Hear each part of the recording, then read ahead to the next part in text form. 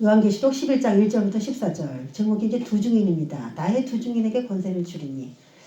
그냥 두 증인 이렇게 해도 참 편한데 오늘 이 말씀 그대로 따가지고 이제 우리가 제목을 만들어 보면은 나의 두 증인에게 권세를 주리니 이런 말이 나와요. 여기서 참 새로운 말이 뭡니까? 여러분이 좀 요 문장 중에서 딴 때는 그냥 그런가 보다 했는데 자세히 이걸 반복해서 읽어보면은 마음에 와닿는 부분이 뭐냐면은 나의 두 증인이라는 거예요. 하나님이 그냥 두 증인이다 이렇게 뭐 다른 사람 말하듯이 말하는 게 아니고 나의 두 증인, 내 자식을 부르듯이 나의 두 증인, 내가 권세를 줘서 그들을 통해서 내 일을 할 거야 라고 하는 그분의 아주 강한 애착, 그런 게 여기 말씀 속에 들어있어요. 그래서 혹시 하나님이 나도 나의 정미자 이렇게 생각을 하고 계신가 그걸 한번 점검을 해봤는데 나의 두 증인이다. 그래서 우리가 그런 얘기 하잖아요. 우리가 목사님들끼리 모여가지고 우리가 막 요한계시록을 배우는데 막 꿈을 꿨는데 그 순교하는 꿈 같은 거 그런 말씀들을 이제 막 줘요.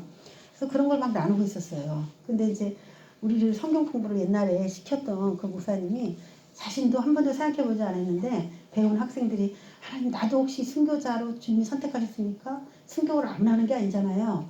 흠없도 해야 되고 점 없어야 돼요. 흠없고 점 없고 왜 예형적으로 점 있는 게 아니라 죄가 없는 상태. 그런 제물만 받았지 하나님이 그 외의 제물은 안 받으셨어요. 그래서 순교의 제물이 된다는 거는 그거는 자기가 선택할 수 있는 일이 아니고 주님이 너 정말 흠없다. 내가 네 제물을 받기를 원한다. 그랬을 때 예수님을 받으신 것처럼 받는 거죠. 그렇게 순교로 전 세계 사람들이 많이 자기 목숨을 주님께 드립니다. 가장 큰 희생은 생명을 드리는 거죠. 이게 가장 큰 인간이 하나님께 드릴 수 있는 희생입니다. 주일을 하다가 여기저기 몸이 아플 수도 있고 힘들 수도 있습니다. 그런데 세상 일을 해도 어차피 힘든 거예요. 세상 일을 시킬 때 우리를 살살 다루지 않습니다. 근데 주 안에서 우리가 일을 하다가 아프고 피곤하다는 건 진짜 영광의 훈장이 되는 겁니다. 근데 그런 얘기를 막 나누고 있으니까 우리 성경 공부 시켜주는 목사님이 혹시 그럼 나도 하고 기도를 한 거예요. 기도하고 하나님 저도 혹시 순교의 제물로 받으시기 합당하지 않습니까? 우리 나의 두 증인 하다가 이제 그런 얘기를 해보는데 잠을 주무셨는데 꿈을 꿨는데 꿈에서 네가 그랬대요. 근데 그걸 우리한테 또 얘기를 해. 그걸 겸손하신 분이지. 연마문 목사님은 그런 얘기 안 해요. 창피해가지고 네가 그랬대요. 그래서 그분이 충격을 받은 거야. 아니 몇 사람은 지금 자신의 제자인데 순교의 제물을 받겠다고 막 꿈도 주시고 막 기도하다가 뭐 말이 터지기도 하고 자기가 자기 입으로 순교에 대한 그런 게 나오기도 해서 감격스러워서 막 그렇게 얘기를 하고 있는데 나는 어떻습니까? 라고 내가 한마디 물어봤을 뿐인데 네가? 그래서 그분이요 자신이 이제 가르치는 사람이다라는 그 교만함에서 다시 생각하게 됐다는 거예요. 이게 그런 게 아니구나. 그래서 목사님들은 혹시 인지도 있는 분들은 하나님께서 나의 두 증인이라고 그렇게 불러줄 것이다 그렇게 생각하지만은 실제로 하나님께 직접 물어보면 아닌 경우가 많은 겁니다. 그래서 우리는 다른 사람의 평판이 중요한 게 아니라 하나님이신 그분이 우리에게 각자에게 정말 나의 사랑하는 딸이다 나의 사랑하는 종이다라고 그렇게 생각하고 계신지 혹시 책망할 건 있지 않은지 그러면은 성도님들은 생각하시기를 그럼 하나님이 내 사랑하는 누구누구야 그러지 아니면은 뭐 내가 널 안 좋아한다 그렇게 얘기하실까요? 그거는 모르나마나 다 사랑한다고 할 겁니다.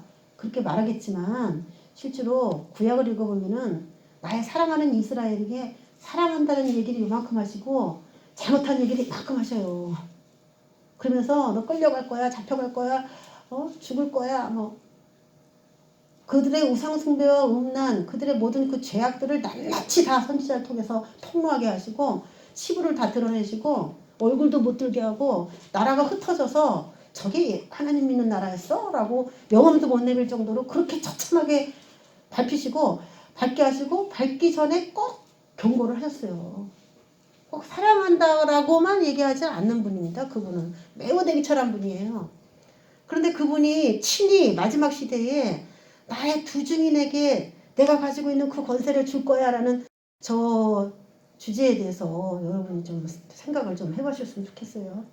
저기에 내 이름을 넣어가지고 혹시 그런 옛날에는 좀 막 불탔는데 솔직히 지금은 조금 희미해졌어요. 근데 제가 요한계시록을 다시 하다가 다시 그거에 대한 마음이 다시 또 이렇게 마음이 불타오르게 됐어요. 요 근래. 그러니까 자꾸 이렇게 접하면은 옛날에 그 받았던 동기들이 다시 일어나는데 그게 또 희미해졌다가 다시 올라갔다가 이제 이렇습니다. 자, 오늘 이 두중인에 대해서 도대체 이 두중인은 어떤 사람이길래 하나님이 이렇게 크신 사랑으로 이들을 이끌었는가? 하나님께서 그 하늘의 권세를 그 인간에 있는 그 사람들에게 주셨는가? 이 사람은 어떤 사람인가? 그런 걸 알고 싶죠. 그래야 우리도 그런 사람이 되는 겁니다. 자, 11장. 우리가 11장을 보기 전에 10장 마지막 절을 한번 봐야 돼요. 10장 마지막 절 11절인데 이거 요한에게 작은 두루마리를 주고 먹어라 그러면서 그가 내게 말하기를 요한에게 사도 요한에게 직접 얘기하시기를 네가 많은 백성과 나라와 방언과 임금에게 다시 예언하여라 하리라 하면서 요한에게 두루마리 예언서를 주면서 예언해. 근데 예언의 대상자가 많은 백성, 나라, 방언, 임금들에게야 라고 하면서 사명을 줬어요. 그래서 요한이 마지막 시대에 계시를 전하는 그런 선지자로 부름받았구나. 그래서 사도 요한이 이걸 이렇게 쓴 거죠. 그걸 받아서. 그런데 11장에 가면서 사도 요한의 이야기가 어떻게 다르게 변화가 되냐면은 11장 1절에 오늘 보면은 또 내게 지팡이 같은 갈대를 주며 말하기를 여기서 내게는 누구냐면은 요한이겠죠. 요한. 여기까지는 아직 요한이에요. 또 내게 지팡이 같은 갈대를 주며 말하기를 일어나서 하나님의 성전과 제단과 그 안에서 경배하는 자들을 측량하되 성전 바깥마당은 측량하지 말고 그냥 둬라. 그러면서 측량하라는 얘기를 해요. 그러면서 성전 바깥마당이 어딘지 모르겠지만 이것은 이방인에게 주었은즉 그들이 거룩한 성을 42달 동안 짓밟을 것이다. 그럴 때 내가 나의 두 증인에게 권세를 줄 것이다. 이렇게 이야기가 쭉 전개가 돼요. 그래서 사도 요한은 빠져버려요 이제. 그러면서 내가 나의 두 증인에게 권세를 준다 하면서 요한이 받았던 권세를 마지막 시대에는 두 증인이라는 사람으로 대치가 되어서 11장이 쭉 풀어져요. 그러니까 이건 뭐냐면은 이 10장과 11장 사이에서 굉장한 이야기를 하나님께서 하고 싶은 건데 사도 요한이 예언서를 먹고 이해하고 하나님의 그 계시를 깨닫고 이게 요한계시록 쓴 건 10장에서 있는 일이고 그리고 이 똑같은 요한에게 주셨던 그 똑같은 은사를 마지막 시대에 두 증인이 똑같이 행할 것이라고 해서 이 동질화 시켰어요. 사도 요한하고 두 증인. 그래서 그 사도 요한은 이미 죽고 없습니다. 2000년 전의 사람인데 이제 예수님이 재림할 때 되면은 사도 요한이 다시 부활해서 사역할 필요가 없죠. 왜냐면 그 시대에는 그 시대에 복음을 전할 수 있는 다른 사람이 또 예비가 되어 있습니다. 그래서 그 사람들 들어서 사도 요한처럼 쓰면 되는데 뭘 하냐 그 사람들이 예언하는 거예요. 사도 요한처럼. 자, 하나씩 보겠습니다. 오늘 1절에 보면은 하나님의 성전과 제단과 그 안에서 경배하는 자들을 측량하라. 성전 바깥마당은 측량하지 말아라. 이렇게 나왔어요. 자, 측량 제외구역인데 지금 측량을 하라라는 장소가 있고 측량을 하지 말라라고 하는 장소가 있어요. 첫 번째, 하나님의 성전과 제단과 그 안에서 경배하는 자들은 측량하라. 이 측량은 뭐냐면은 이 갈대같이 생긴 것을 옛날엔 자로 썼어요. 자. 우리 지금은 자에 눈금이 있어서 아주 정확하게 측정하지만 옛날에는 그렇게 자가 없으니까 갈대를 잘라요. 그래서 한 규빗, 두 규빗 하는 건 여기서부터 팔꿈치부터 이 손가락 끝에까지를 한 규빗으로 가는 거예요. 그러다가 여기 이 넓이를 또 더해가지고 이렇게 주로 그런 높이로 그래서 50cm에서 뭐 55cm 한 규빗을 그렇게 측정을 해서 썼어요. 그래서 그만하게 잘라가지고 그거를 한 자, 두 자, 우리나라도 한 자, 두 자가 있죠. 이게 자로 몇 개냐 이런 식으로 된 거예요. 그래서 구약에서는 다 그렇게 척이라고 되어 있는 그런 수를 쓰는데 그걸로 이제 재는 겁니다. 근데 성경에서는 제가 여기서 다 너무 길기 때문에 다 말씀을 넣지 않았는데 측량하는 이유는 두 가지입니다. 하나는 건물을 지으려고 할 때 측량을 해요. 땅을 측량하죠. 여러분 땅 측량하는 거 봤죠? 뭐 꽂아놓고서 막 재요. 재가지고 막 읽으면은 사람들이 생각하기를 여기 건물이 들어서는구나 이렇게 딱 이해를 했어요. 또 하나는 뭐냐면은 건물이 세워져 있는데 그것을 하나님이 측량하라고 할 때는 무너뜨리려고 할 때 심판을 하려고 할 때 측량을 합니다. 그래서 우리가 꿈을 꾸면은 측량 도구 뭐 이렇게 다림줄 있죠.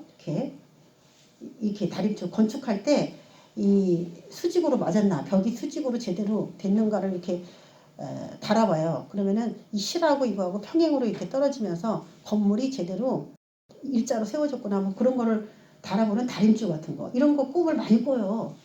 실제로. 그래서 질문을 많이 하는 거예요.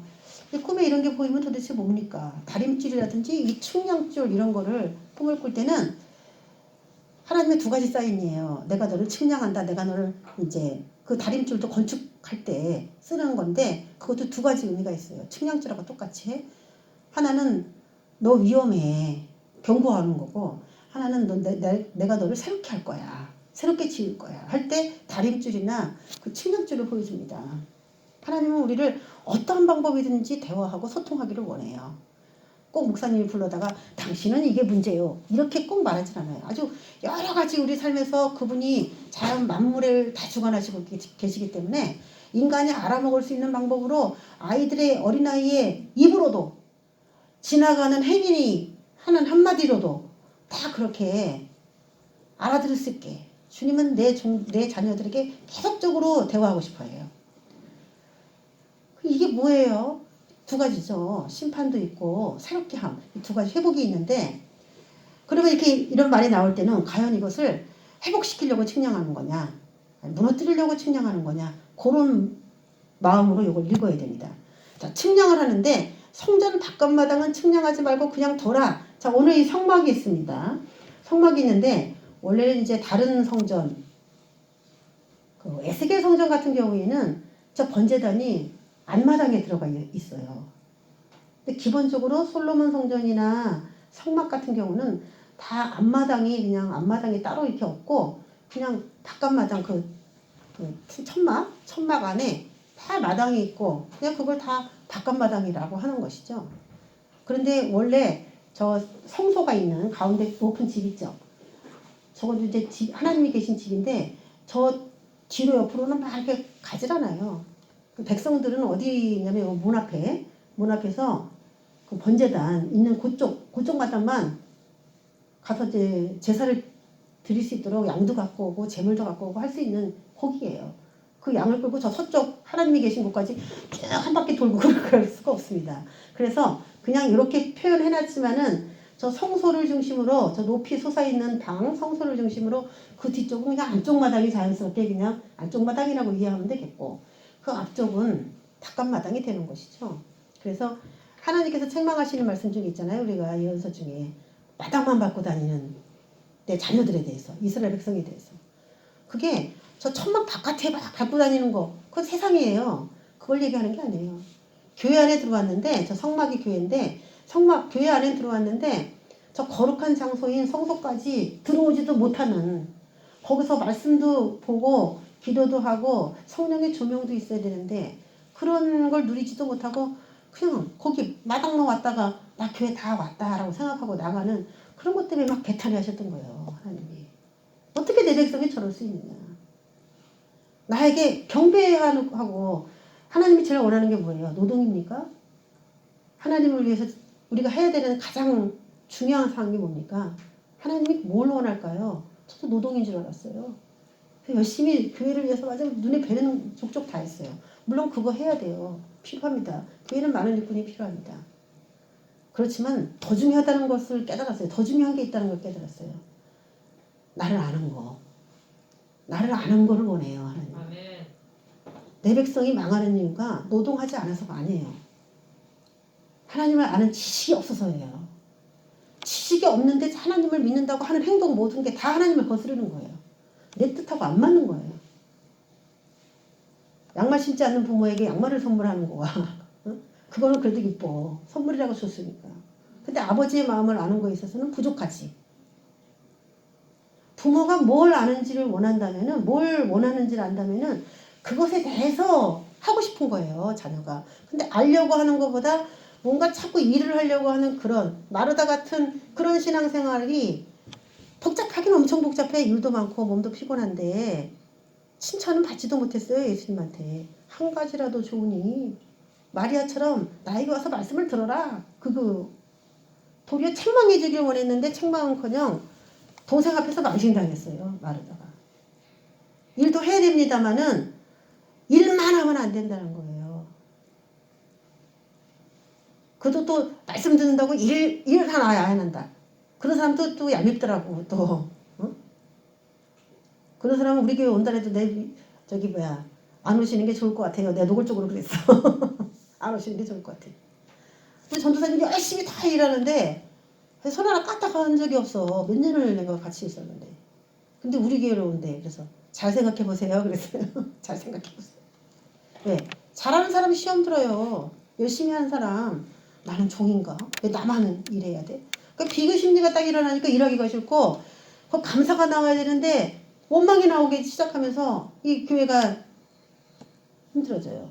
근데 나중에 이제 제가 알았지. 부흥 일은 원래 못하더라고.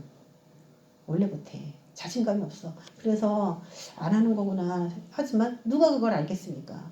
같이 협력하고 해야 되는데. 어쨌든 그것도 문제가 있지만은 하나님을 아는 것이 하나님은 더 기쁘다는 거예요. 우선순위를 따지자면. 아벨은 그런 제사를 드린 거고 가인은 자가 열심히 농사진 그걸로 제사를 드렸는데 히브리서에서 말하기는 아벨은 더 좋은 제사를 드렸다. 더 좋은 제사라고 얘기했어요. 자기가 열심히 수고해서 땀 흘려갖고 올린 그 제사, 가인의 제사, 그거 좋은 거죠.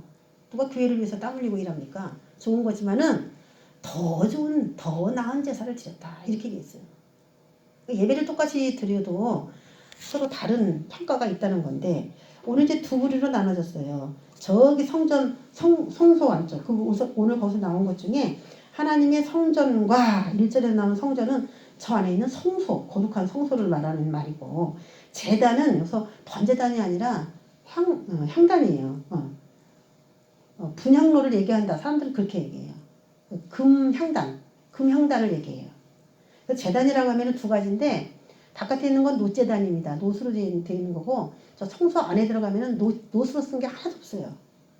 놋으로 쓴 게 없고 성소는 다 금이나 이 바닥에 땅에 닿는 면적은 다 은이에요. 재질이 달라요. 가치가 있어요. 그래서 성도들도 마당만 왔다 갔다 하면 놋이에요. 놋은 뭐냐면 예수의 피를 상징하기도 하고 자신의 심판을 말하기도 하는데 심판당해야 되는데 그나마 저 번제단의 어린 양께서 공의를 여겨주셔서 은혜로 구원받은 사람들 말하는데 은혜로 구원받았으니까 할렐루야 이제 끝! 그게 아니라는 거예요. 더 거룩해져라. 더 거룩해져라. 성소에 들어와서 더 거룩해져라. 그렇게 주님이 성소를 이끌고 싶은 것이지 거기가 끝이다. 마당에 계속 있어라. 그건 아니에요. 바깥에는 다 놋이에요. 금으로 만든 게 하나도 없어. 가치가 없기 때문에 그래요. 저 안에는 금 향단이 딱 있어요. 그래서 여기서 말하는 거는 저 성소 안에 있는 거를 집중적으로 설명하고 있는 거예요. 성소, 분향단, 그 안에서 경배하는 자들, 제사장들이죠. 우리 다 만인 제사장설이잖아요. 지금 모든 사람이 다 제사장인데 우리가 말씀을 읽고 기도하면서 하나님과 교통하면 그 사람은 제사장이에요. 직분이 뭐냐 상관없이. 근데 그리스도인들이 그렇게 살지 않습니다. 성경 안 봐요. 잘 안 봐요. 기도? 피해 다녀요. 성령의 조명? 한국교회가 성령의 조명을 얼마나 인정합니까? 성령을 인정 안 한다고는 안 하는데 성령님이 인정할 만한 그런 사역이 없어요. 그 말로는 다 성령이 인정한데 성령님이 뭔지 몰라요. 그런 우리가 이제 좀 우리도 이제 의자가 한 25년 된 거잖아요. 우리가 한 20년 쓰고 그 전에 목사님이 한 5년 썼어요. 그러니까 우리가 오늘 찬양할 때도 다윗처럼 춤을 추면서 입으로는 그러는데 다윗이 어떻게 췄어요 춤을? 속바지가 다 보이도록 막 뛰면서 다윗처럼 춤을 추면서 원래는 막 이래야 되는데 의자 때문이라고 할게요 제가 그냥. 다음에는 이제 우리가 이사를 가거나 교회가 옮기게 될 때는 이런 스타일로 이제 하면 안 되죠. 가사가 나온 대로 두 손 들고 그럼 두 손을 들고 찬양합니다. 그럼 찬양을 해야 되는 거고 그 가사의 고백이 내 고백이 돼야지 거기에 성령님의 스파크가 딱 일어나는 것이지 다윗처럼 춤을 추면서 전심으로 주를 즐거워하라 그러면은 몸은 찬양할 때 묶어놓으면 그냥 묶입니다. 영혼이 풀어져야 되는데 영혼은 육체와 상관이 있느냐? 있습니다. 있어요. 그래서 가만히 앉아가지고 찬양을 하는 사람과 막 몸을 이렇게 움직이면서 찬양하는 사람은 하나님을 느끼는 느낌 정도가 다릅니다. 달라요. 내가 누누이 얘기하잖아. 여기 참 거룩해. 거룩하신 분들이 많아. 흔들어. 그래서 영혼이 묶이지 않게 영혼을 풀어요. 자꾸 풀어야 돼, 내 자신을. 나는 내성적이에요. 내성적인 사람은 더 해야 돼. 내성적인 사람은 일어나서 해야 돼, 원래. 나는 내성적이라서 사람들한테 잘 이렇게 막 다가가려고 움츠려든다. 그런 사람은 자기가 연습해야 돼. 아멘. 막 먼저 막 해야 돼. 먼저 막 흔들어. 네? 그래서 자기가 나는 어떤 사람이야 라고 하는 그런 그게 좋은 거면 좋은 건데 그 영혼이 자유롭지가 못해요. 너무 까불어도 그렇겠지만은 나한테 약간 이상하대, 몸짓이. 몸짓이 약간 끼가 있어 보인대. 그런 사람들이 있었어. 목사님 왕년에 놀았죠? 이래. 내가 놀았기 때문에 노는 게 아니고 나는 그냥 노는 거다. 그렇게 알아라. 놀아 보여요? 내 행동이 좀 그런가 봐.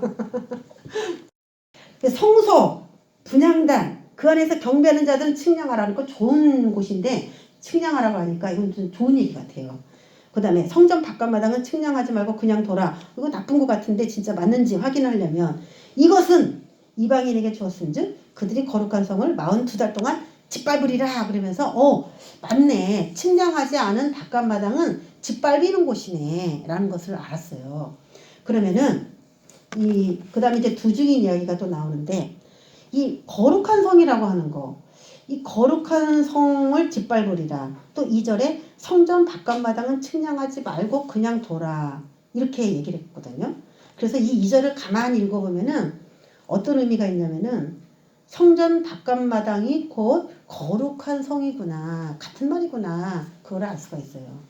이 거룩한 성하고 성전 바깥마당은 두 가지가 다 같은 말이에요.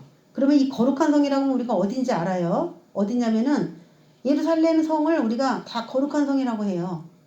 다 구약의 모든 사람들에게, 이스라엘 백성들에게 거룩한 성을 내가 짓밟으리라 그러면은 그건 예루살렘 성이잖아. 거기 성전이 있어서 짓밟히지 않는 곳인데 어떻게 예루살렘 성이 짓밟히지? 사람들은 다 알았어요. 그 우리도 그 성경을 쓴 사도 요한의 관점으로 생각했을 때 이 거룩한 성은 예루살렘이고 예루살렘은 이스라엘을 대표하는 그런 도시의 이름이에요. 그래서 예루살렘아 예루살렘아 이렇게 얘기했을 때는 꼭 예루살렘만 얘기하는 게 아니라 이스라엘의 운명에 대해서 이야기한 거예요. 구약에 다 그렇게 돼 있어요. 그런데 짓밟힐 거라고 말했던 이 거룩한 성이 이스라엘이라면은 지금 하나님께 온전히 제대로 경배하는 자들을 누구라고 봐야 됩니까? 지금 이스라엘을 성전 바깥마당이다. 하나님께 얼굴만 보이러 나오는 그런 사람이다라고 얘기를 했으면은 저 안에 있는 경배하는 자들과 분향하는 자들, 이런 자들은 다 어떤 사람이냐면은 하나님께 정말 진실된 예배를 드리는 예배자가 된다는 얘기예요. 그것이 이방인이든 이스라엘이든 할 것 없이 다 포함이 되겠지만 오늘은 여기서 보면은 약간 민족적으로 이스라엘을 바깥마당이다 라고 나눴기 때문에 저 안에서 경배하는 자들은 어떻게 보면 거룩한 교회라고 볼 수도 있어요. 교회가 다 거룩한 건 아니겠지만은 어떤 거룩한 사람들이라고 그냥 통칭 그렇게 얘기할 수가 있어요. 그들은 측량해서 하나님이 다시 회복시키고 새롭게 할 거고 저 바깥마당은 이제 환란 속에 들어갈 거라는 거예요. 측량당하지 않으면은 심판이 있다는 얘기인데 자, 무슨 심판이 기록이 되어 있냐. 3절에 보면은 내가 나의 두 증인에게 권세를 줄 것이라 얘기합니다. 권세를 줄 것이다. 자, 두 증인은 누구냐? 우리 한번 볼게요. 첫 번째, 두 증인은 감람나무다. 이렇게 되어 있습니다. 4절에 두 감람나무다. 그리고 두 촛대다. 이렇게 나와 있죠. 그래서 두 감람나무, 2번 두 촛대. 그리고 3번에 보면은 두 선지자, 3절, 6절, 10절에 이 두 증인을 각각 이름을 이렇게 부르고 있어요.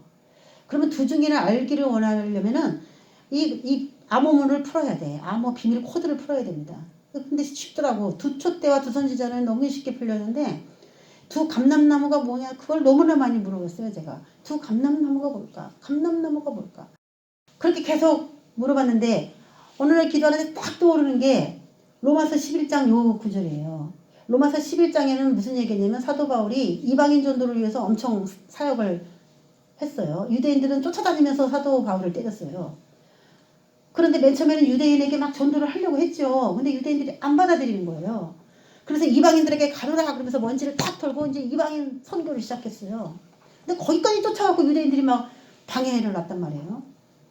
왜 그렇게 이방인들에 대해서 이스라엘을 계속하지 않고 결국은 안 받아들여서 그렇기도 하겠지만 왜 이방인을 전도하러 세계 선교를 다녔느냐 그랬더니 하나님께서 사도 바울에게 주신 아주 비밀이 있었는데 사도 바울이 그 비밀을 깨닫고 이제는 이방인을 전도하기로 결심한 계기가 있었어요. 그게 바로 뭐였냐? 로마서 11장이에요. 그 이스라엘 백성은 나와 고륙이고 지친이고 나도 가말리엘 문해생이고 바리새인 중에 바리새인이고 나도 아주 이스라엘 백성 백그라운드가 엄청난 사람인데 내가 왜 이스라엘 백성들이 개같이 여기는 저 이방인을 전도하기 위해서 내가 갔는지 그 이유를 내가 말하겠다. 그러면서 너희들이 이 비밀을 반드시 알아야 된다. 우리도 알아야 돼요. 제가 이 비밀 때문에요. 비밀 때문에 성경 공부를 시작했어요. 제가 이 비밀을 알고 하나님께서 사도 바울에게 말씀하시기를 네가 나와 상관없는 고륙친도 아니고 친척도 아니고 내 형제도 아닌 그 사람들에게 네가 열심히 전도할 때 네 백성이 변화가 있을 것이다. 네? 내가 이방인들에게 선교를 하면 내 백성이 변화가 와요? 그렇다. 네가 만약에 이방인들에게 전도를 해서 그 사람들이 하나님 아버지 하나님 아버지 하나님 아버지라고 막 부르면은 이스라엘 백성들이 생각하기를 어머 하나님 아버지는 우리만 부르는 이름인데 어떻게 저 우리가 괴로 여기는 저 이방인들이 저렇게 하나님을 아버지라고 불러? 그러면서 맨 처음엔 대수롭지 않게 생각하겠지만 그들이 뜨거워서 아버지 하면서 막 그분을 부를 때에 하나님이 그들을 만나주고 막 그랬던 간증들이 이스라엘 백성들에게 들릴 때에 그들은 어머 우리 아버지였는데 이제 우리 아버지가 우리에게 사랑을 베풀지 않고 저들에게 베푸네 그러면서 시기하면서 아버지 앞에 더 가까이 와서 아빠 나의 아빠잖아요. 나의 아버지잖아요. 나를 좀 보세요 하면서 이스라엘 백성들이 그렇게 반응할 거라는 거예요. 시기가 일어날 거라는 거예요.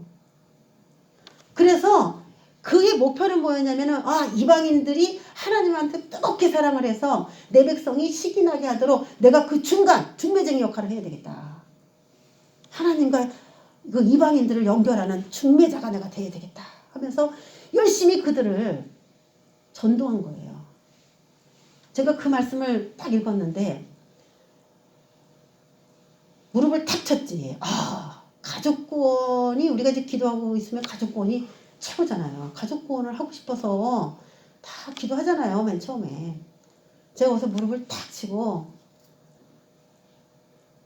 가족은 내가 구원하는 게 아니구나.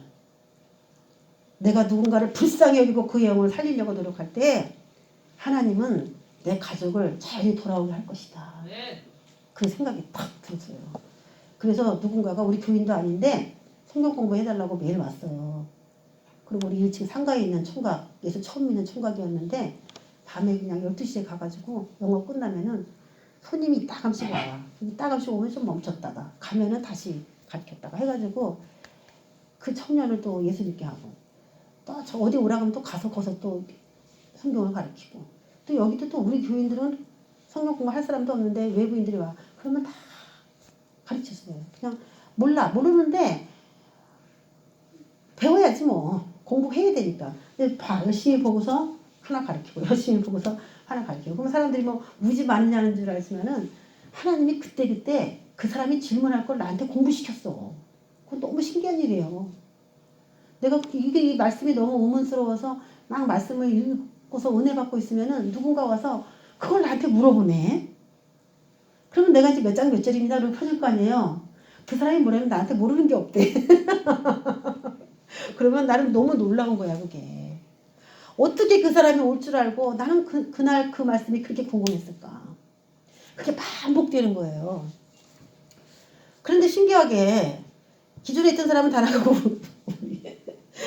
가족으로 이렇게 또 구성이 돼 있어. 그런데 그게 이제 사도행전에 나오는 거예요. 사도행전에 그 원리가 나오는 거예요. 예루살렘과 유다와 사마리아 땅끝까지 이르러 내 증인이 되자. 그렇게 나왔는데 이제 그렇게 돼서 가족들이 하나하나 구원이 되게 되면은 유대도 열리고 사마리아도 열리고 열방이 열려요. 그러니까 외부인을 불쌍히 여기는 마음으로 이렇게 지내 시작이 됐는데 예루살렘이 변화가 되고 예루살렘만 변화가 되면 그다음부터 쉬워요. 유대, 사마리아 땅끝까지 금방 이렇게 복음이 확산될 가능성이 있다라고 얘기를 하는 거예요. 그래서 우리가 신앙생활하면 가족들에게 제일 먼저 인정을 받아야 됩니다. 당신 진짜 믿는 사람이다라고 하는 인정을 받아야 되는 거죠. 어떤 면에서든지. 뭐 100%다 잘할 수는 없겠지만은. 이 두 중이는 두 감람나무인데 그 로마서를 읽고서 제가 그걸 깨달았는데 왜냐면 거기에 감람나무, 두 감람나무에 대해서 아주 자세히 나옵니다. 참 감람나무는 이스라엘이고 돌 감람나무는 참 감람나무의 가지를 하나님이 배. 신앙생활을 잘 못하고 열매도 못 맺어 이것들이. 그러니까 가지를 잘라. 그리고 돌 감람나무인 가치 없는 그 가지를 거기다 이어서 가지를 이렇게 묶어줬는데 거기서 열매가 이렇게 좋은 게 열리는 거야. 그 참 감람나무 뿌리하고 가지는 다 기둥은 다 이스라엘이 구약을 통해서 우리에게 주는 진액인데 그 진액을 바꿔서 더 성장 잘하는 거는 이방인 교회인 거예요. 돌감람나무. 그러면서 얼마 중 시기해가지고 다시 나중에는 돌아와서 온 이스라엘이 구원을 받을 것이다. 이렇게 이제 하나님께서 계획하셨다는 것을 그 비밀을 사도 바울이 알게 됩니다. 거기서 나올 때 두 감람나무가 돌감람나무, 참감람나무라고 이야기를 하고 있어요. 그래서 이 두 중에는 두 그룹인가 아니면 두 사람인가 이제 그거부터 의문이 시작됐어요. 이게 스가랴서에도 단서가 나와요. 기름 발리운 자 둘이니 그러면서 이 사람은 보통 사람이 아니에요. 기름으로 그냥 발랐어. 성령으로 그냥 쌓인 사람이야. 포장지가 성령이야. 성령 안에 있는 사람이에요. 사모하시길 바랍니다. 사모하세요. 성전의 모든 기물들은 나무를 베다가 그대로 자연성으로 쓴 게 하나도 없어요. 성막에 있는 모든 기구를 썼던 나무가 뭐예요? 조각목이죠. 가시나무입니다. 가시나무 갖다가 가시 다 베가지고 껍질 벗겨서 딱 제단도 만들고 다 만들어요. 성소에 들어갈 나무도 만들고 바깥에 있는 다 만들었는데 그 나무 자연석으로 썼다는 얘기가 한 구절도 없어요. 그러다가 노치라든지 금치라든지 뭐 회칠을 해야 돼요. 은치라든지 다 칠한 다음에 뭐하냐? 기름을 발라. 이게 성막에서 썼던 그 물건들의 특징이에요. 그게 누구냐? 우리예요. 그 우리를 얘기하는 거예요. 너희들은 가시나무고 저주 가운데 있어서 누가 오면 찌르는 그런 가시 같은 저주받은 존재지만은 너 교회 안에서 그렇게 너 못 쓴다 내가. 너 본질적으로 자연적인 나무 그 나무로 내가 널 쓸 수가 없어. 너 가시나무라는 게 사람들이 이렇게 다 보이기 때문에 너를 쓸 수가 없다. 나의 색깔로 너 입혀줄게. 나의 거룩함으로. 아주 거룩한 사람은 금으로. 좀 덜 거룩한 사람은 은으로 이렇게 칠에 발라줘요. 그리고 성령을 부어줘요. 아론이 대제사장 때 기름 받은 것처럼 이들도 그런 거고 우리도 이제 다 그렇게 돼야 되는 겁니다. 여러분이 이제 이런 설교를 들으면은 기도하실 때 하나님 난 무슨 칠이 칠해져 있습니까? 그걸 물어봐요. 응? 겁나십니까? 무슨 칠이 칠해졌습니까? 하나님 보여주세요. 나는 은칠입니까? 아니면 금칠입니까? 은칠이긴 한데 뭐 얼룩졌습니까? 아니면 매끄럽게 발라졌습니까? 아직도 나는 노십니까? 물어보라고요. 그런 거를. 성전의 기물입니다. 우리가 다. 그 건물마다 연결돼서 하나님 나라를 짓는 것처럼 이런 기물들이 하나씩 다 연결돼서 성막이라는 걸 딱 만들었어요. 자, 그래서 이 두 감람나무가 두 사람이냐, 두 그룹이냐, 이제 그것도 의문이고, 그런데 오늘 이제 보니까 이스라엘이 참 감람나무고, 돌 감람나무가 접붙임 받은 이방인 교회니까, 일단 두 부류라는 건 나왔어. 근데 이게 두 사람인지, 두 세트인지는 이제 몰라요. 그러면 두 촛대라고 하는 것을 보면은, 계시록 1장 20절에, 일곱 촛대는 일곱 교회니라 그랬어요. 일곱 촛대는 일곱 교회. 그러면, 한 촛대는 한 교회고, 일곱 촛대는 일곱 교회니까, 촛대는 곧 교회다. 이런 공식이 나오죠. 촛대는 곧 교회다. 그러면 두 촛대다 그러면 두 교회다. 이런 말이 나오는 겁니다. 그러면 교회다라는 얘기는 개인이에요? 그룹이에요? 그룹이죠. 그룹입니다. 그래서 두 중에는 절대 두 명이 아니에요. 그러니까 이스라엘이라는 하나님의 교회와 이방인이라는 하나님의 교회가 그리고 하나님이 만든 온 세상의 교회를 말하는 거예요. 거기에서 나의 사랑받는 자들을 착출해서 기름을 붓겠다는 얘기예요. 그게 두 중이에요. 수가 아주 많지는 않겠지만 그래도 2명이는 아니야. 세 번째, 두 선지자다. 이들이 주로 하는 일이 뭐냐? 굵은 베옷을 입고 굵은 베옷을 입었다 그러면 회개할 때 입는 것입니다. 회개, 사람들을 회개시키고 그리고 예언하리라. 예언 사역이에요. 왜? 그 다음에 적그리스도가 출현할 거니까. 이 두 증인이 오기 전에 적그리스도가 이제 오기 전에 사역을 할 거니까 적그리스도가 뭐밖에 하면 퍼밖에 하고 자기의 말을 따르게 하고 자기가 시키는 대로 사람들을 이제 미혹할 거예요. 이제 지금은 우리가 뉴스를 다 믿진 않죠. 뉴스를 다 믿지 않아도 유튜브라는 게 있기 때문에 이 유튜브에서 다 이제 정보들을 옳은 생각을 갖고 있는 사람끼리 교류가 돼요. 그런데 시간이 10년 더 지나잖아요. 전 세계가 똘똘 뭉쳐서 국민을 기만하기 시작해요. 그럴 시대가 반드시 옵니다. 오늘 성경에서 그걸 얘기하고 있어요. 우리 미국에서도 그 일이 있었잖아요. 트럼프가 무슨 얘기를 막 하고 싶었는데 페이스북에서도 삭제시켜버리고 퇴출시켜버리고 SNS도 못하게 만들어버리고 언론에서도 다. 그래서 중국이 그냥 미국의 대선에 그냥 표를 왕창 넣어가지고 바이든을 뽑아버렸어요. 바이든은 나오지도 않아. 까말라라 가는 부통령이 정상들 다 만나고 다녀. 이상하게 돼버렸어요.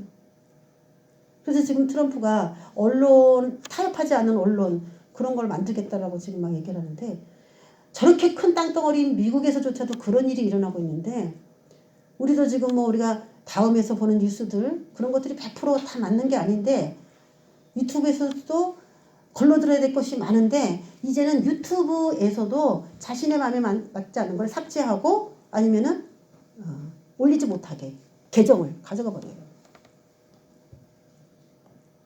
지금도 벌써 이러는데 여러분과 진리로 깨어있지 않으면은 마지막 시대에 거짓말로 전 세상을 뒤엎을 때 내가 믿고 있는 이 믿음이 이상한 것 같다. 세상에서 뒤떨어지고 들떨어지는 것 같다. 긴가민가 해요. 우리가 꼭 정신병자 같아. 세상 돌아가는 거는 나하고 정반대인데 무엇이 옳은 건지 그 구분이 안 가요. 그 두 증인이 막 얘기를 하고 다니는데 사회의 모든 기류는 아니다. 저 사람이 이러는 거짓말이다. 이렇게 막 다 떠들어대니까 정말 두 증인이 하는 말이 맞는지 사람들이 그 구별하기가 엄청 어렵습니다. 그렇기 때문에 우리가 말로 들어도 그걸 구분하지 못하기 때문에 하나님이 한 가지 행동을 준비하는 거예요. 두 증인에게. 그래서 내가 하나님은 참 지혜롭다. 내 백성들이 옳다라고 하는 것을 알아채게 하기 위해서 하나님은 말로 하시고 행동으로 하시는 두 가지로 내 백성들을 내가 뭘 선택해야지 라는 것을 정확하게 잡을 수 있도록 그렇게 얘기를 해주십니다. 그런 것들 이제 쭉 볼게요. 비밀은 풀렸습니다. 두 감람나무와 두 촛대, 두 선지자, 두 이제 이방인 교회와 이스라엘 교회가 같이 이제 움직이게 될 텐데 3절에 보면 내가 나의 두 증인의 권세를 주니 그들이 굵은 베옷을 입고 1260일을 예언합니다. 1260일. 자, 1260일도 한번 풀어보겠습니다.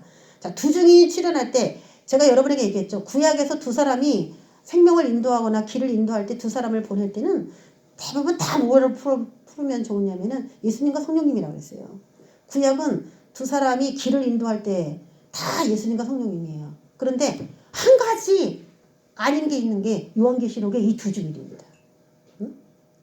이런 얘기들이 성경에 아주 예언적으로 많이 나오고 있습니다. 멸망당할 도시에 미리 보내졌던 두 증인. 멸망당할 그런 타임이 되면은 항상 미리 두 사람을 보냈어요. 그래서 예수님이 재림하실 때도 이 세상이 멸망하기 때문에 두 사람을 하나님의 입장에서는 보내셔야 된다는 거예요. 그때 보낸 거는 예수님과 성령님이시지만 마지막 때도 물론 예수님과 성령님이 사역을 하셔야 되겠지만 사람을 통해서 하셨단 말이에요. 과거에도 사람을 통해서 하셨고 예를 들면 창세기 19장 1절에 저녁 때에 두 천사가 소돔에 가서 멸망당할 거죠. 이제 심판당하게 되는데 두 천사가 가서 멸망당한다는 걸 알렸고 그 말을 듣고 나온 사람이 구원을 받았어요. 그 두 사람. 또 출애굽기 4장 29절에도 애굽이 멸망당할 때 모세와 아론 두 사람을 보내서 애굽으로부터 백성들을 구원했어요.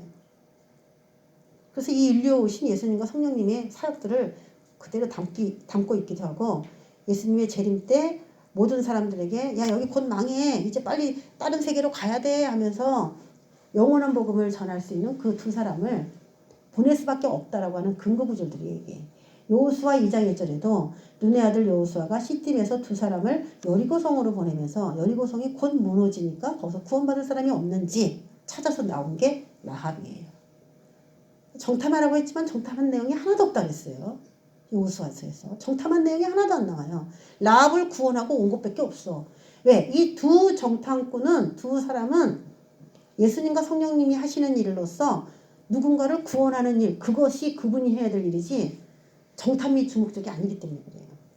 정탐하고 구원할 자를 구원하고 그리고 심판을 하나님이 하시도록 그렇게 조치를 취하는 그런 일이기 때문에. 자, 증인수, 둘이라고 하는 거는 증인의 수고요. 목격자를 말합니다. 그래서 오늘 두 증인은 하나님을 실제로 목격한 사도 같은 사람이에요. 하나님을 전혀 모르는 사람은 두 증인이 될 수가 없습니다. 근데 어느 정도 사역하냐? 1260일.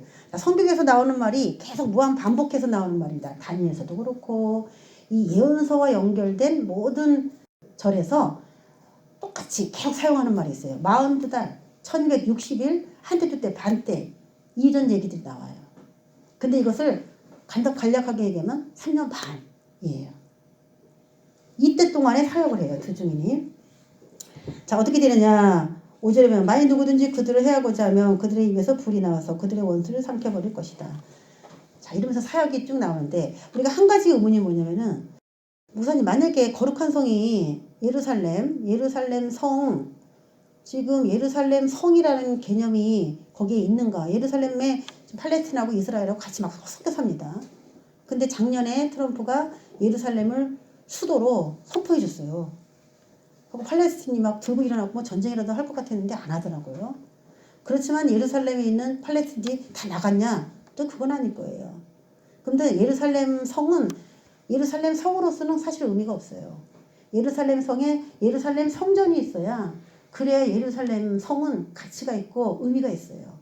그래서 예루살렘 성에 옛날에 무너졌던 하나님의 성전을 다시 이렇게 세우면은 그게 이스라엘의 완전한 회복이다. 이스라엘 백성은 그렇게 생각하고 있어요. 성전이 없는 예루살렘 성은 의미가 없어요. 그러면 지금 성전이 없어요. 이슬람 서원 하나만 딱 이게 있습니다. 그런데 이스라엘은 이슬람 서원을 허물고 거기에 하나님의 성전을 딱 짓고 싶은 거예요. 감람산 맞은편에 딱 있어요. 황금동.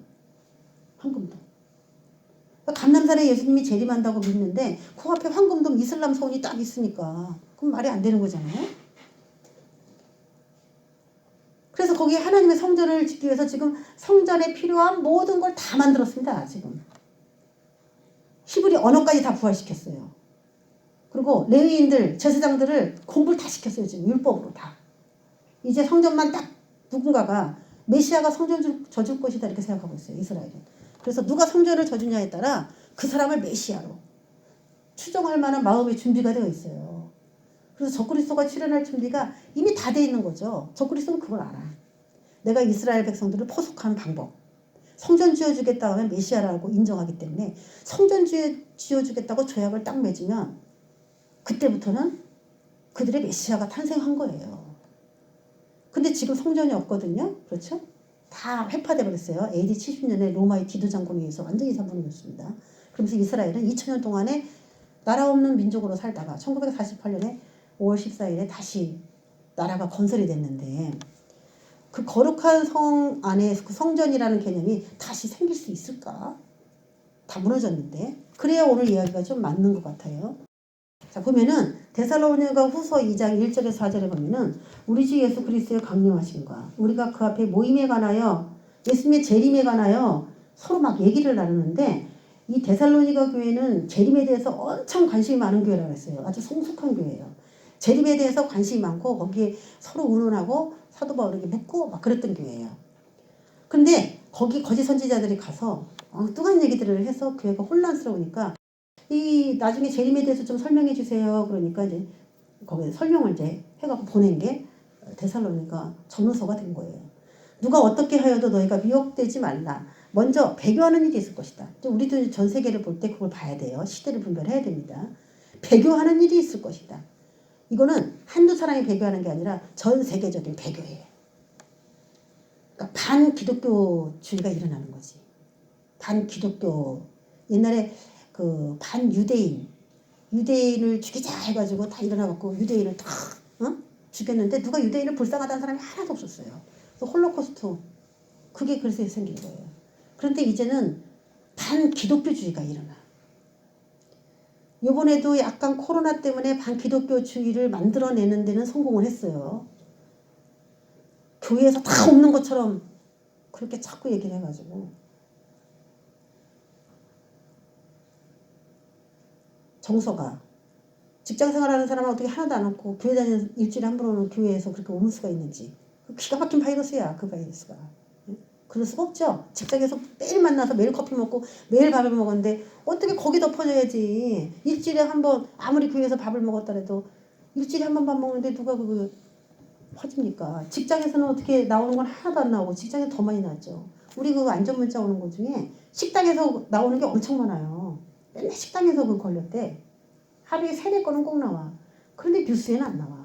교회가 더 나쁜, 교회에서 밥 먹는 게 더 나쁘다는 인식을 심어주니까 사람들이 다 일어났어요. 무서운 얘기예요. 지금은 시작에 불과하지만 앞으로는. 그래서 배교하는 일이 있는 거예요. 기독교 안에 있다가는 이거 몸에 맞겠다. 저쪽으로 가자. 이렇게 다 갈아타는 거죠. 저 불법의 사람, 곧 멸망의 아들이 나타나기 전에는 그날이 이르지 아니하리니 그는 대적하는 자라. 신이라고 불리는 모든 것과 숭배함을 받는 것에 대항하여 그 위에 자기를 높이고 하나님의 성전에 앉아 자기를 하나님이라고 내세우느니라. 예, 하나님의 성전이라고 하면은 지금은 이제 우리가 교회다 이렇게 생각하겠지만은 교회도 성전이겠다 생각하지만은 이 성경의 구절 하나를 우연히 볼 수가 없는 거예요. 그래서 혹시 성전이라고 하는 그들이 갖고 있는 2000년 전에 이들이 지금 쓴 거잖아요. 혹시 하나님의 성전을 예루살렘 성 안에 지어질 그 성전을 감안하여 예언한 것은 아닌가 이렇게도 볼 수가 있어요. 거기에 딱 앉아서 내가 하나님이다. 성전 지을 때는 저분이 메시아다 이렇게 생각했는데 거기 앉아서 하는 거 보니까 이상해. 그러니까 사람들이 유대인들이 아니구나 속았구나 그걸 알게 돼요. 그래서 성전이 지어져야 되는 것이 이 말씀으로 봐도 맞는 거예요. 지금 없는데.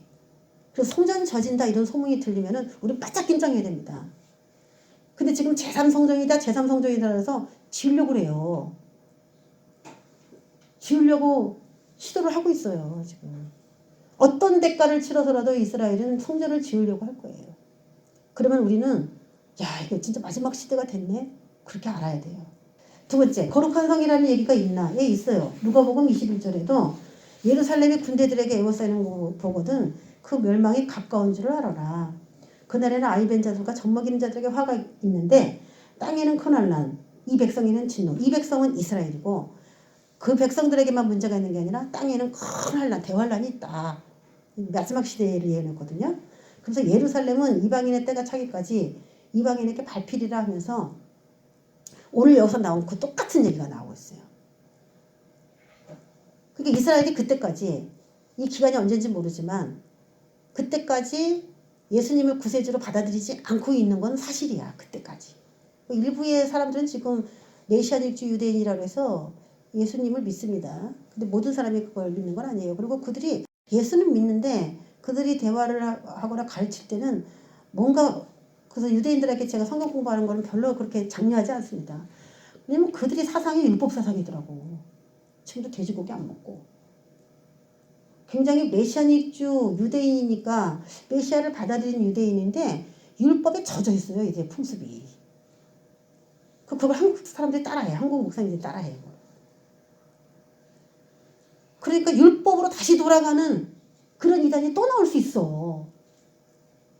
율법의 행위로 구원받는다는 얘기가 또 나오게 생겼어. 그 2000년 전에 이단들이 또 나오게 생겼어요. 그 골로새서나 그런 데서 말한 이단들 또 나오게 생긴 거예요 지금. 자, 오늘 5절을 거룩한 성이 그러면 있겠느냐? 네, 있을 것이라는 거고 성전은 반드시 마지막 시대에 지어질 것이다. 그래서 거룩한 성이 짓밟히는 일들이 일어날 수밖에 없는 것이다. 그렇게 이제 우리가 이해를 하고요. 5절에 보면은 두 증인이 어떤 사람인가 그걸 보겠습니다. 이제 이 전 세계적인 곳에서 착출한 사람들인데 이 사람들이 어디서 사역하냐면은 하나님이 사역하기 위해서 보내는 자리가 있어요. 근데 어떤 식으로 사역을 하냐면은 만일 누구든지 그들을 해하고자 하면은 그들의 입에서 불이 나와요. 그래서 그림도 그냥 하면 불이 용가리처럼 나가는 그런 그림들도 많은데 그걸 그렇게 이해하면 안 돼요. 그들의 입에서 불이 나와서 그들의 원수를 삼켜버릴 것이다. 그래서 두 증인이 입에서 불이 나오면 안에 뭐가 있어야 돼? 항상 타오르는 용광로가 있어야지. 그래 확 하면 나오지. 그게 아니고 우리 열왕기 하 1장 10절에 보면은 엘리야가 산 위에 있고 왕이 그 엘리야를 데리고 오라고 그래. 아하시아가. 엘리야 좀 나한테 데리고 와. 그리고 50부장하고 군인을 보냈는데 아니 너무 건방진 거예요. 왕이 보냈으니까 얼른 내려오시오. 이렇게 얘기를 했어요. 그랬더니 엘리야가 50부장에게 대답하여 이르되 내가 만일 하나님의 사람이면 불이 하늘에서 내려와 너와 너의 50명을 살릴지로다 라고 선포했어요. 자, 사역자는 다 뭘로 사역합니까? 말로요. 하나님은 뭘로 사역하세요? 말씀으로. 네, 말로 하는 거예요. 불이 그들을 살랐지만은 그 입에서 불이 나왔다라고 말할 수도 있어요. 불은 하늘에서 나왔고 그는 살릴지로다 선포를 했는데 그대로 된 거예요. 이 엘리야의 수준이 마지막 시대의 두 증인의 영적 수준이에요. 그러면 무슨 훈련을 많이 했겠냐? 하나님께서 그 사람은 어느 훈련을 엄청 많이 했겠죠. 진리로 말하는 훈련을 엄청 많이 시켰겠죠. 그리고 내가 말하면 될 것이다 라고 하는 하나님과의 신뢰감의 관계를 돈독하게 쌓았겠죠. 그래서 함부로 자기가 싫어하는 사람한테 막 저주를 퍼고 그런 아주 그 인격을 가졌다면 하나님이 그 사람을 쓸 수가 없겠죠. 탄탄한 아주 인격을 가졌다는 거예요. 그리고 6절에 보면은 원수들이 꼼짝 못해요. 그들이 권능을 가지고 하늘을 닫아. 그리고 예언을 하는 날 동안 3년 반이죠. 1260일이라 했으니까 아까. 비가 오지 못하게 합니다. 그래서 마지막 시간은 기근이 있어요. 기근. 또 권능을 가지고 물을 피로 변하게 하고 아무 때든지 원하는 대로 여러 가지 재앙으로 땅을 칩니다. 우리가 땅을 치면은 이거 나쁜 사람만 칠 것이다 이렇게 생각하는데 이 재앙을 내리는 장본인이 누구냐면 두 증인이에요. 그래서 하나님의 종들을 통하여 이 땅을 마지막으로 막 심판하는 통으로. 그래서 나팔을 불면은 심판이 온다라는 얘기가 무슨 말인지 이해를 하셔야 돼요. 나팔 분다는 건 뭐냐면 말한다는 거거든요. 이 두 증인들이 말하는 대로 지금 첫째 나팔, 둘째 나팔, 셋째 나팔, 넷째 나팔 불 때 일어났던 징조들이 두 증인이 말할 때 지금 일어나고 있어요. 그래서 이 나팔 부는 자는 하늘에서 빵빠랑 빵빵빵 이렇게 부는 그 나팔이 아니라 주의 기름 부음 받은 종들이 그렇게 선포할 때 그때 탁 첫째 나팔, 둘째 나팔, 셋째 나팔들이 막 부러져서 해를 입는 그 일이 생긴다는 거예요. 굉장한 파워죠. 그러면 신기하죠. 천지를 창조하신 건 누가 하셨어요? 하나님 하셨죠. 하나님 말씀으로 하셨어요. 근데 천지를 마감하고 무너뜨릴 때는 하나님의 종들이 해. 두 증인이라고 하는. 왜 그럴까? 왜 천지를 창조하실 때는 하나님이 직접 하시더니 왜 천지를 마감하실 때는 하나님이 직접 안 하시고 하나님의 종들에게 그분이 권세를 직접 주셔서 그 종들이 할까? 이게 다른 거예요. 몇 천년 역사 속에 이게 달라졌어. 그러면 하나님께서 교회를 세우시고 하시고자 하는 일이 뭔지가 나와버려요.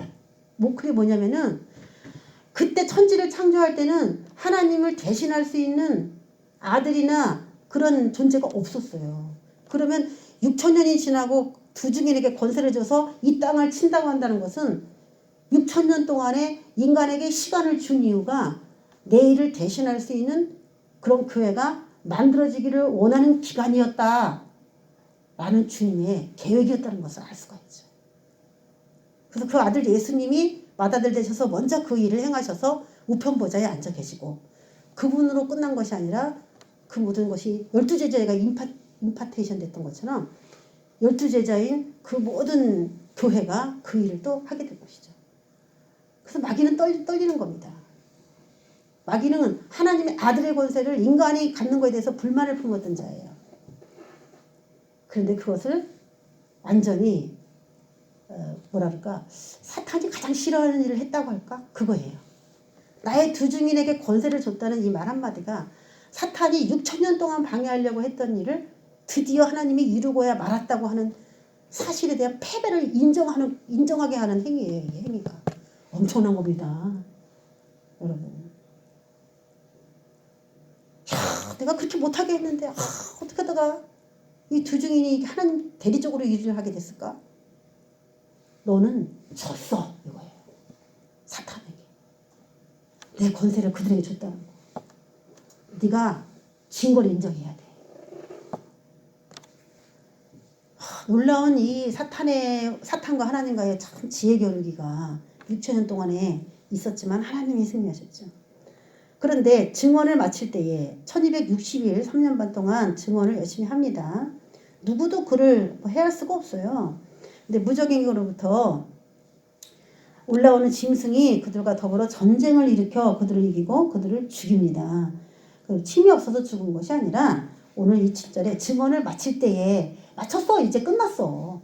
자신의 사명을 다했기 때문에 1260일 동안 예언하기로 예언되어 있기 때문에 그래서 죽은 거예요. 무적에서 올라오는 짐승이 더 세고 더 무서워가지고 두 증인을 이겼느냐? 그건 아니에요. 무적에서 올라오는 짐승도 42달 사역하면 그것도 끝나는 거예요. 다 하나님이 정하는 때까지만 열심히 일하는 겁니다. 죽일 터인즉 그들의 시체가 큰 성길에 있으리니, 큰 성길은 아까 예루살렘 성이죠. 거기에 아마 이 두 증인들이 마지막에 그 이스라엘이라는 곳으로 가서 그들이 측량하지 말라고 했는데 그 심판을 선포하고 너희들이 빨리 그 안에도 회개하라는 그런 메시지를 가지고 두 증인들이 이스라엘로 사역받아 갈 가능성이 많습니다. 그런데 그들이 그걸 받아들이지 않았어요. 적그리스도와 함께 성전을 치면서 그들을 대적하는 일을 하겠죠. 그래서 결국 그들은 어디서 죽냐? 큰 성길에서 죽었어요. 아까 그 거룩한 성, 그 큰 성의 길에서 죽었어요. 예수님처럼 장대에 달아났겠죠. 사람들이 다 보게. 그 성은 영적으로 하면 소돔이라고도 하고 애굽이라고도 하니 그들의 주께서 십자가에 못 박히신 곳이다. 예. 영적으로 나왔어요. 영적이면 소돔이고 애굽인데 곧 쉽게 말하자면 주께서 십자가에 못 박히신 곳이다. 이게 이스라엘이잖아요. 예루살렘. 그래서 지금 예수님께서 우리가 다니엘서 9장에 보면은 이스라엘에게 70일에로 기한을 정했는데 69일에는 다 이스라엘에게 지나갔어요. 근데 한일이라고 하는 일주일을 이스라엘의 역사 속에 하나님이 남겨놨어. 그래서 이스라엘에게 이 한일에는 엄청나게 중요한 해야. 그리고 예수님 재림하니까. 근데 이때 지금 일어나는 일이 뭐냐면은 그 한일이니까 일주일이지만 원래 일주일이 아니고 7년입니다. 7년인데 이 7년은 이스라엘을 위해서 아직 남아있는 기간이에요. 지금 교회 시대니까 이스라엘의 시간이 아니에요. 지금 교회 시대인데 이스라엘을 위해서 마지막에 7년이 남겨져 있습니다. 근데 그 7년 남겨져 있는 동안에 하나님 무슨 일을 하느냐? 두 증인을 거기에 보내서 그들이 하나님이라고 알았던 그 자들에게 배신당하게 만들어서 참 하나님이 누군지를 그들이 눈이 열리게 되는 그 사건이 거기서 일어나는 거예요. 자기가 그렇게 아니라고 믿었던 두 증인이 진짜로 죽었어.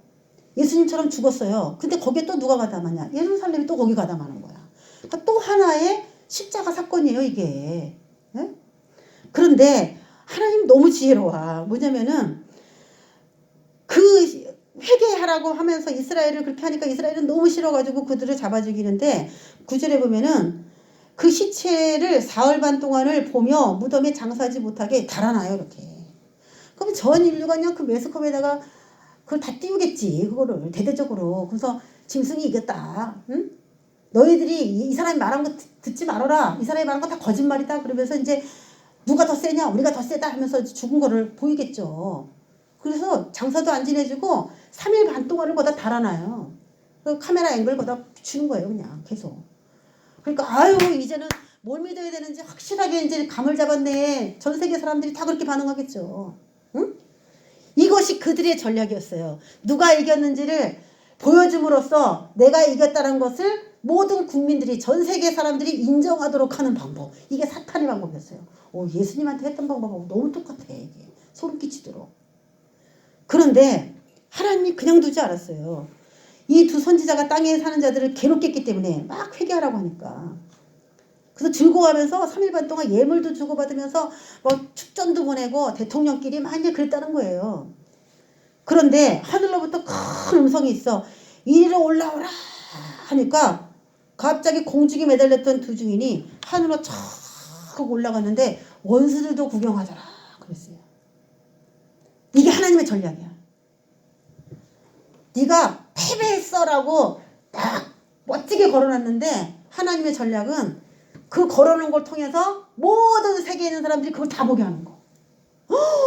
부활했잖아. 죽었는데 어떻게 부활을 해?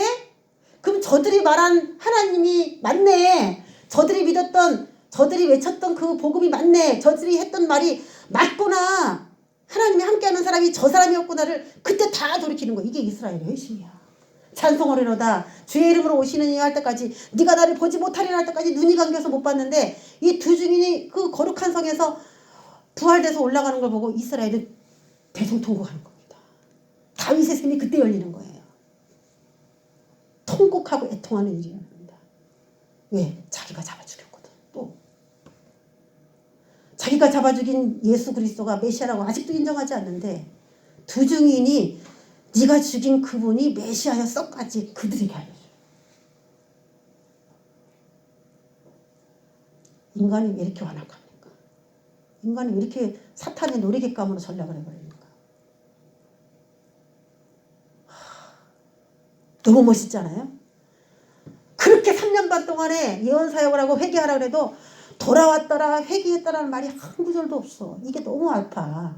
왜 구별이 안 됐다는 거야. 누구 말이 맞는지. 거짓 선지자들도 막 이적을 행하거든. 같이. 누구 말이 맞는지 몰라. 그런데요.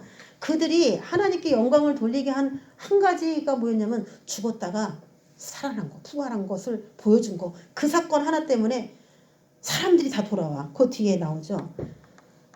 13절에 그때 큰 지진이 나서 성 10분의 1이 무너지고 지진에 죽은 사람이 7천이라. 그 남은 자들이 두려워하여 영광을 하늘에 하나님께 돌리더라. 여기서 중요한 말이 뭐예요? 남은 자들이 돌렸다라는 게 중요한 겁니다. 그들은 죽어서 인생을 마감했지만은 그냥 죽은 게 아니고 남은 자들을 회개시키고 죽었다고 하는, 살아있을 때보다 더 많은 사람을 구원했다라고 하는 그 명예 딱지를 딱 안고 하늘나라로 간 거예요. 할렐루야! 네. 여러분들 그런 은혜가 임하시길 주의 이름으로 축원합니다. 네. 사모하시기 바래요. 아직 우리에게 시간이 있어. 아직 젊어요. 성령을 구하세요. 충만을 구하세요. 성령을 받았다면 이제 성령 충만을 구하세요. 기름 부어달라고 하세요. 나도 두 증인으로 장렬하게 사역하다 갈 수 있게 해달라고 하세요. 나도 말씀을 깨닫게 해주세요. 성령께서 말씀으로 나에게 가르칠 때 알아듣게 해주세요. 그런데 지진이 났어요. 갑자기. 그들이 다 하늘 올라갈 때 어떤 사람은 3일 반을, 어떤 목사님은 3년 반이다 이렇게 풀어요. 이 성경 가지고 자꾸 장난하면 안 돼요. 어떨 때는 일을 연으로 봐야 될 때도 있어. 근데 모든 걸 다 그렇게 보면 안 돼. 이게 저는 3일 반이라고 왜 얘기를 한 줄 알아요? 우리가 성경 볼 때 너무 역적으로 하지 말고 상식적으로 봐야 돼. 만약에 죽여갖고 장대든지 어디 걸었어. 십자가에 죽이든지 어디서 걸었어. 대롱대롱 매달았어. 그런데 지금 너무 기뻐. 예물을 주고받으면서 기쁜데 만약에 3일 반을 3년 반으로 풀면은 그들에게 카메라를 3년 반 동안 대고 있을까요? 주목해서 보겠어요? 말랐어요. 누가 뜯어먹든지 말랐든지 아무렇게 했겠지. 3년 반 동안 그 예물을 계속 주고받으면서 그 도치에 빠져 있습니까? 지금 가장 흥겨운 시간에 가장 위협스러운 일이 생긴 거야. 그들 입장에서는. 왜냐면 그렇게 다음 이거 끝난 다음에 대환란이거든요. 3년 반이 지나면 대환란이 끝나요. 대환란이 끝나야. 근데 그때 남은 자들이 하나님께 영광을 돌리면 뭐합니까? 대환란 다 끝났는데. 이제 대환란이 들어가야 되기 때문에 이들이 몸으로 부활을 한 것을 하나님이 직접 전 세계에 보여줌으로써 누구 말이 옳았는지 우리 스스로 판단하고 대환란에서 엄청난 사람들이 순교할 수 있도록 이가 먼저 간 거예요. 그럼 지진이 왜 일어났느냐? 의로운 사람이 지금 처음으로 부활했어요. 예수님 부활하고 그 다음 사람들은 죽어도 부활 아직 안 일어났어요. 그런데 일곱째 나팔 불 때에 부활하기로 약속이 되어 있는데 일곱째 나팔이 언제 불지 아직 뭐 몰라요 우리가. 그런데 이 두 증인이 죽자마자 3일 반 만에 확 부활했으니까 이때 일곱째 나팔 불었어요 안 불었어요? 불어야 돼요 안 불어줘야 돼요? 불어야 되는 거지. 일곱째 나팔은 그래서 거기서 불어줘야 되는 거예요. 3년 반과 3년 반 딱 가운데. 그리고 나머지 3년 반은 대환란인데 알아서 결정하라 이거예요. 그러니까 이제 죽음을 불사하고 교회가 그 두 증인이 외쳤던 그 외침에 무릎을 꿇게 된 겁니다. 어리숙한 사람들이. 바알이 하나님인 줄 믿었던 사람.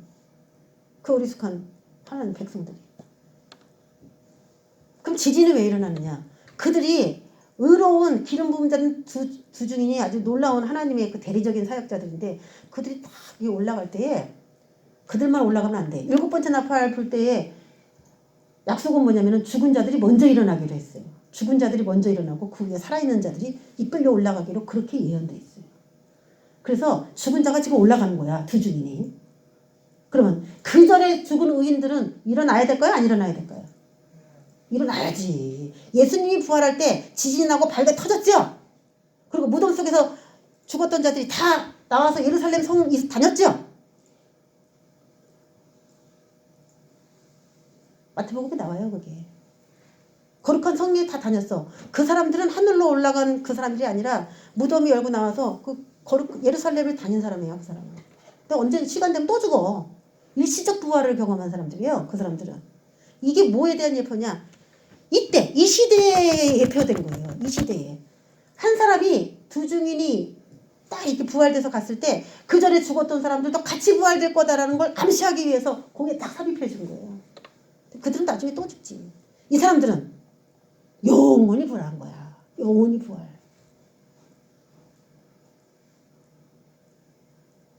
그래서 아주 하나님은 우리에게 자세하게 아주 미래에 대한 이야기를 가르쳐 주세요. 이게 뭐냐? 둘째화예요. 둘째화. 둘째화. 이 셋째화가 남은 거예요. 셋째화는 뭡니까? 대환란이죠. 이제 대환란이 딱 이제 남은 거야. 그래서 하나님이 내가 보면은 이 환란을 이겨 나아갈 수 있도록 교회에게 하나님이 인간은 그냥 하나님 충성할게요 이래서 충성하는 존재가 아니에요. 뭔가 이렇게 타격을 받으면은 불이 붙듯이 주님께로 뛰어가는 그런 속성들을 다 갖고 있어요. 동기부여가 있어야 돼. 그래서 하나님은 대환란에서 그들이 뭐가 옳은 것인지를 알고 들어가야 그 마귀 사탄과 싸우고 경제의 어려움과 싸울 수 있으니까 이런 아주 파격적인 사건을 마련을 하셔서 내 백성을 무엇이 진리인가에 대한 눈을 이렇게 열으셨다는 것입니다. 할렐루야. 하나님은 참 지혜로우십니다. 놀라우십니다. 마지막 시대에 우리 살아가는 동안에 이런 일이 일어나면 너무 무섭고 너무 끔찍할 거예요. 근데 한 가지 재밌게 그 시즌을 보내려면 뭐가 있냐. 멋있게 사역하는 거지 뭐. 두 주님같이. 그러면 안 무서워. 그쵸? 사역하는 거야. 막 말한 대로 되는 거죠. 지금 말해도 그냥 듣지도 않아. 그냥 아무리 10번 말해서. 너는 떠드시오. 나는 나대로 합니다. 아이고 답답하다. 그러는데 나중에는 말한 대로 탁탁탁탁탁 되면은 하나님이 이제 신뢰를 해야지. 그만큼 그 사람을. 자, 오늘도 나도 하나님 좀 그런 일을 할 수 있도록 은혜를 주세요라고 좀 마음이 동기부여가 딱 됩니까? 확 일어났으면 좋겠어. 예. 그런 마음으로 한 주간을 또 승리하시는 저와 여러분 되시기를 주의 이름으로 축원합니다.